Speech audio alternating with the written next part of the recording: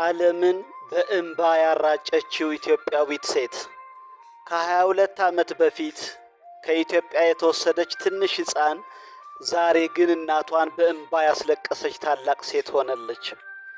በአሜሪካ በስፔልማን ኮሌጅ የምረቃት ቀን ሰዎች አዳራሹን በጭብጨባ እያናጉት ነበር።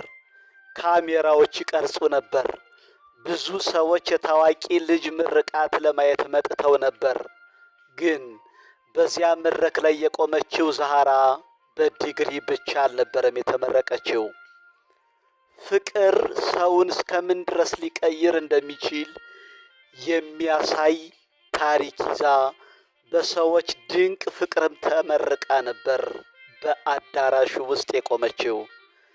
ከ22 ዓመት በፊት በአሜሪካ ታዋቂው አርቲስት አንጀሊና ጆሊ በ6 ወር ዕድሜዋ ከኢትዮጵያ ያገኘቻትን ትንሽ ሕፃን አቅፋ አነሳቻት።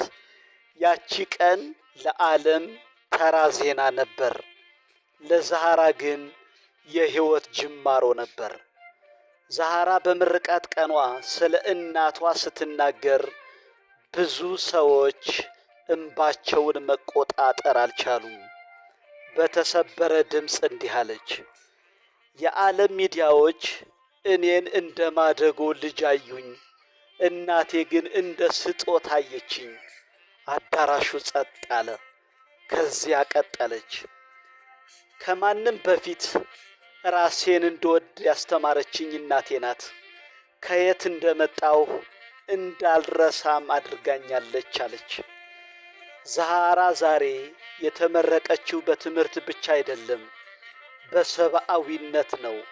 አንድ ሰው ካመነብህ ዓላማህን ከጎንህ ቆሞ እንደሚያሳካ የሚያሳይ እውነተኛ ታሪክ ሆነ።